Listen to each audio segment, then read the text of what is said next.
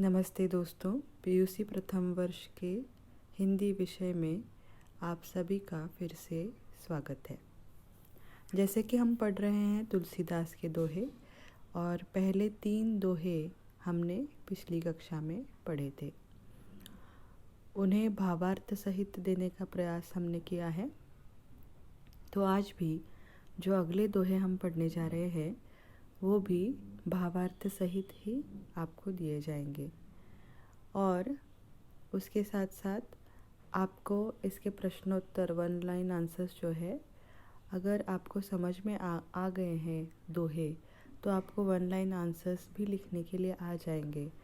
तो जितने दोहे हम आज पढ़ेंगे उस पर प्रश्नोत्तर लिखने का प्रयास आप करेंगे। हम पढ़ रहे हैं तुलसीदास के दोहे और आज हम पढ़ेंगे दोहा क्रमांक 4। तुलसी काया खेत है, मनसा भया किसान, पाप पुण्य दो बीज है, बुवे सो लुने निदान। तुलसीदास इस प्रस्तुत दोहे में कहते हैं तुलसी काया खेत है। पहले शब्दार्थों को जानेंगे, फिर भावार्थ की ओर आएंगे। तुलसी कहते हैं काया, काया यानी शरीर, शरीर बॉडी। खेत है, खेत है, फील्ड की तरह है। मनसा भया किसान, तो मनसा यानी मन, माइंड। किसान, भया यानी होना। पाप और पुण्य दो बीज है, बुवे सो लुने निदान। जो जैसा बोएगा वैसा फल पाएगा। निदान यानी क्या? फल। तुलसीदास कहते हैं कि मनुष्य की काया यानी खेत के समान है और काया यानी शरीर, शरीर खेत के समान है और मनुष्य का मन किसान है। पाप और पुण्य दो बीज है, किसान जैसा बीज खेत में बोएगा वैसा ही फल पाएगा। अगर पुण्य का बीज बोएगा तो पुण्य की प्राप्ति होगी और अगर पाप का बीज बोएगा तो पाप की प्राप्ति होगी। अर्थात जैसा कर्म मनुष्य करेगा वैसा ही फल प्राप्त होगा। तो जैसे कि हम ये जानते हैं कि प्रैक्टिकली जो बीज किसान अपने खेतों में बोता है वही फसल उसे मिलती है। अर्थात जब वो गेहूं का बीज डालेगा तो गेहूं ही उगेंगे, चावल थोड़ी उगेंगे। या कहीं हमने खरबूज का बीज डाला है तो उससे सेब तो नहीं आ सकते। तो ये जितना प्रैक्टिकली करेक्ट है वैसे ही मनुष्य के स्वभाव के बारे में भी बनता है। जैसे संस्कार, जो छोटा बच्चा है जो जन्म लेता है उसे बचपन से एक उम्र तक माँ बाप हर चीज़ उसे सिखाते हैं और जैसे वो आजू बाजू में देखकर या माँ बाप से सीखता है वही उसके संस्कार बन जाते हैं और वो पूरे आयु भर उसी तरह से बिहेव करता है। तो यहाँ पर तुलसीदास ने बहुत ही पते की बात कही है कि हमारा पूरा शरीर, कंपैरिजन देखिए कैसा है। हमारा पूरा शरीर खेत की तरह है और उस खेत में पूरा शरीर और मन, और उस मन में या उस शरीर में जिस प्रकार के हम विचार बोएंगे, अच्छे विचार डालेंगे तो अच्छे स्वभाव का व्यक्ति और बुरे स्वभाव के विचार अगर हम डालेंगे बीज के रूप में तो बुरे स्वभाव का व्यक्ति। बुरा स्वभाव यानी क्या? हर कोई बुरा नहीं होता पर कुछ अवगुण हम में आ जाते हैं। तो नेचुरली कुछ आ जाते हैं, कुछ हम अपने आजू बाजू के लोगों को देखकर सीखते हैं या कोई हमें सिखा देता है या कोई स्वार्थ पर पाप करने लगता है। तो फिर भी ये मनुष्य के हाथ में है। हमारी काया, हमारा शरीर, हमारा मन जो है वो एक किसान की तरह काम करता है। मन और किसान या मन हमारा जो जिस तरह के विचार हमारे शरीर में बोएगा वैसा ही हमें फल प्राप्त होगा, वैसा ही हमारा स्वभाव बनेगा। पाप और पुण्य, उस किसान के पास, उस मन के पास दो बीज है, दो प्रकार के सीड्स है। और वो सीड्स क्या काम करते हैं? पाप का बीज, पाप का सीड अगर बोया जाएगा तो पाप ही उगेगा, और पुण्य का बीज बोया जाएगा तो पुण्य ही होगा। यानी अच्छाई हम ग्रास्प करेंगे तो अच्छाई सीखेंगे, बुराई ही अगर हम देखते रहेंगे और उसको ग्रास्प करेंगे तो बुराई ही सीखेंगे। तो इस तरह से हमारा मन है वो किसान है, हमें तय करना चाहिए। अगर देखिए, किसान ने अगर बीज बोते वक्त खेतों में अगर बीज की क्वालिटी भी इधर उधर हो जाती है तब भी वो फसल अच्छी नहीं होती, यह हम सबको पता है। तो वैसे ही हमें चुनते वक्त, जैसे दोस्तों को चुनते वक्त, हमारे इर्द गिर्द के लोगों को चुनते वक्त हमें ध्यान रखना चाहिए कि हम किस प्रकार के सराउंडिंग से घिरे हुए हैं। जैसी संगत वैसी रंगत, ये भी कहा जाता है ना। तो वैसे ही हमें चुनाव करना चाहिए कि क्या अच्छा है और क्या बुरा है, क्या सही है और क्या गलत है। बार बार नहीं, पर कई बार हमें ये सोचना पड़ता है कि क्या जो हम कर रहे हैं क्या वो सही है, क्या वो गलत है। और सोच समझकर हमें अपना स्वभाव बनाना चाहिए या हमें अपने आचरण को बदलना चाहिए। गलतियां हर व्यक्ति से होती है, पर गलतियों को रिपीट ना करना या गलतियों को सुधारना या उन चीज़ों को बदल डालना, ये मनुष्य का कर्तव्य है। गलतियां हर व्यक्ति से होती हैं, पर बार बार वही रिपीट करने से उसको मनुष्य नहीं कहते। इस तरह से ये जो दोहा है वो बहुत ही अर्थपूर्ण और हमारे जीवन में उपयोगी है। हम सब इससे जुड़े हुए हैं। हमारा स्वभाव, हमारा मन, और यहाँ पर कंट्रोल की बात कवि करते हैं, संत कवि तुलसीदास, कि अच्छाई बुराई का अगर पता तुम्हें है तो अपने आप पर कंट्रोल कैसे लाना है, ये इससे हम सीख सकते हैं। मन पर काबू रख के बुराई जो है उसकी तरफ इग्नोरेंस दिखाना या उसको हमें वेटेज नहीं देना है। अच्छाई जो है उसको हमें सीखना और अपने जीवन में आजमाना चाहिए। तो इस तरह से दोहा क्रमांक 4, तुलसी काया खेत है, मनसा भया किसान, पाप पुण्य दो बीज है, बुवे सो लुने निदान। निदान यानी फल, निदान यानी जो निष्कर्ष है, कंक्लूजन है, इस तरह का भी अर्थ हो सकता है। यानी उत्तर, ऐसा भी अर्थ इस शब्द का होता है, पर यहाँ पर फल यह अर्थ बनता है। अगला दोहा देखेंगे, दोहा क्रमांक 5, मधुर वचन ते जात मिटे, उत्तम जन अभिमान, तनक सीत जल सो मिटे, जैसे दूध उफान। यहाँ पर भी शब्दों के अर्थ पहले जानेंगे। मधुर वचन ते जात मिटे, मधुर यानी मीठी बोली, वचन यानी भाषा, शब्द, जात मिटे, जात यानी क्या कि डिफरेंसेस, जात यानी हमारे अलग अलग विचार, मिटे यानी मिटना, उत्तम जन अभिमान, और ये जो सच्चे लोग होते हैं या जिनकी भाषा अच्छी होती है, ऐसे लोगों के लिए मधुर वचन यह अभिमान की बात होती है। तनक सीत जल सो मिटे, जैसे दूध उफान।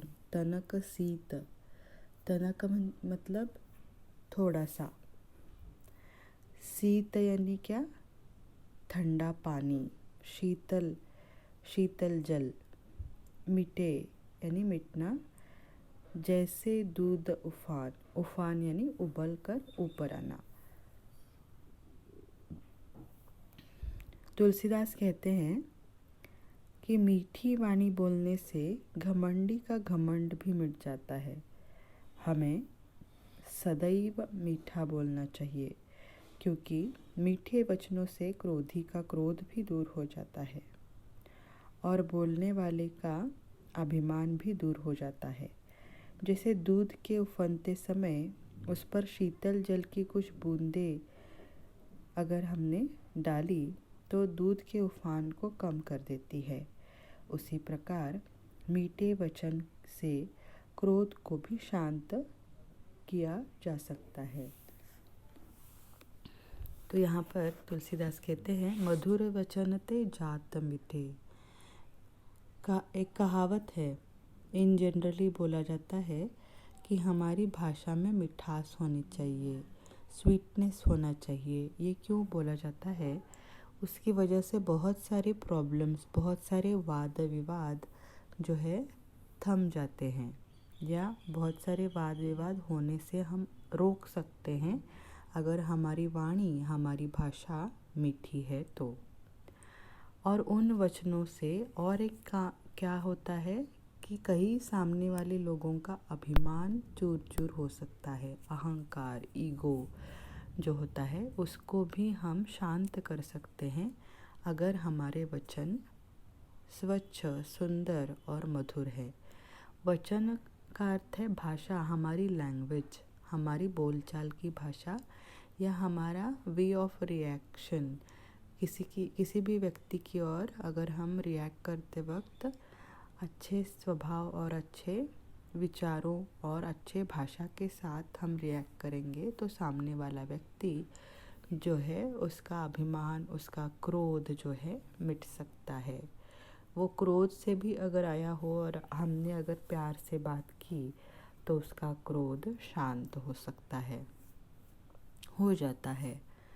जैसे कि उदाहरण दिया है यहाँ पर तुलसीदास ने, बहुत ही सुंदर उदाहरण, कि जैसे थोड़ा अगर दूध उबालने के लिए रखा है चूल्हे पर, तो उस दूध को उबलते वक्त देखकर अगर हम उतार नहीं सकते तो हमने क्या करना चाहिए कि 4 ठंडे पानी की बूंदें उस दूध पर छिड़क दीजिए, तो उबल कर ऊपर आने वाला दूध नीचे चला जाता है और वो नीचे गिरने से बच जाता है। तो इस तरह से मनुष्य का स्वभाव भी है। अगर हम सामने वाले व्यक्ति के साथ मीठी भाषा और मीठे स्वभाव के साथ बात करेंगे, आचरण के साथ बात करेंगे, अच्छी भाषा का, शुद्ध भाषा का अगर हम उपयोग करेंगे तो सामने वाले का मन हम जीत सकते हैं। और दूसरा, वो अगर क्रोध में है, वो अहंकार में है, तो उसका अहंकार और क्रोध शांत हो सकता है। तो इस तरह से मधुर वचनों का क्या कमाल, मधुर वचन क्या कमाल दिखा सकते हैं, इसके बात इस वचन में, इस दोहे में तुलसीदास करते हैं। इसीलिए तो हमारे बुजुर्ग क्या हमें बताते हैं बचपन से ही कि सिर पर ठंडी बर्फ़ और मुंह में शक्कर अगर हमने रखी तो सभी काम आसानी से पूरे होते हैं। जहाँ जहाँ हमारी ज़रूरत है, या हमें किसी से काम है, या हमें किसी से कुछ सीखना है, वहाँ पर हमारा अहंकार काम नहीं करता है। वहाँ पर अगर हम हमारे ज्ञान को दर्शाते जाएंगे, अपने अहंकार को दर्शाते जाएंगे, तो हम कुछ नहीं सीख पाएंगे। तो वहाँ पर भी हमें मिठास के साथ रहना पड़ेगा। अगर किसी से कोई वस्तु चाहिए तो हमने अगर बहुत ही क्रोध में मांगी या अहंकार में मांगी तो सामने वाला व्यक्ति हमें देगा क्या? नहीं देगा, ऑफ कोर्स। तो वैसे ही मीठे शब्द जो काम कर सकते हैं वो क्रोध और अहंकार नहीं कर सकते। इसीलिए क्रोध और अहंकार से हमें दूर भागना चाहिए और जीवन में, स्वभाव में मिठास होनी चाहिए। ये संत तुलसीदास हमें समझा रहे हैं। अगला दोहा देखेंगे। दोहा क्रमांक 6। गोधन, गजधन, वाजी धन और रतन धन खान, जब आवत संतोष धन, तब सब धन दुरी समान। गोधन, यहाँ पर धन यानी क्या? पैसा और कोई एसेट। तो ये पहले के ज़माने में पैसा यानी नोटों के रूप में या बैंक बैलेंस के रूप में नहीं था। तो कौन सी चीज़ें धन मानी जाती थी? गोधन यानी गाय, गजधन अगर हाथी है तो वो भी एक प्रकार का धन, वाजी धन घोड़े है तो वो भी, और रतन धन खान तो खजाने के रूप में जो रत्न, हीरे, जवाहरात मिलते थे वो धन समझा जाता था। अगर वो खान भी है यानी कहीं से हमें गड़ा हुआ धन मिला हुआ है, तो ये सब तो धन है ही। पर जब आवत संतोष धन, संतोष यानी क्या? खुशी, हैप्पीनेस, है ना। तो हैप्पीनेस वाले धन के सामने, पैसे के सामने, ये जो ऊपर हमने सारे जो धन के प्रकार देखे वो सभी धूल के समान है, धुरी समान। तो धूल के समान है ऐसा तुलसीदास कहते हैं। आजकल गोधन, गजधन, वाजीधन नहीं है, पर आजकल मर्सिडीज़ कार, BMW कार, बहुत बड़ा बंगलो, बहुत अच्छा बैंक बैलेंस, ये सब धन है ना, ये सब पैसा है, ये सब लग्जरी है, ये सब इंसान को चाहिए। पर अगर खुशी नहीं हो, BMW कार में बैठकर हम खुश नहीं हैं, तो उसको कोई महत्व है? नहीं। अगर बहुत बड़े सुंदर बंगले के बहुत आलीशान कमरे में हम सो रहे हैं तो वहाँ नींद ही नहीं आ रही है, तो उसको कोई महत्व होगा? नहीं। अगर हम खुश नहीं हैं या हमारे जीवन में ये सब वस्तुएं होकर दुख ही दुख है, तो हमें किसी प्रकार का आनंद नहीं है, तब भी इंसान दुखी ही माना जाता है।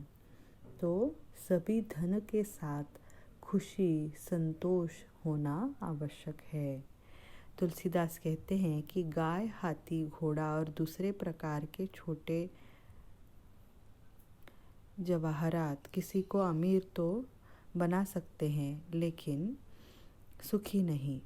सबसे कीमती संतोष धन है, जिसके आगे बाकी सभी धन का कोई मूल्य नहीं।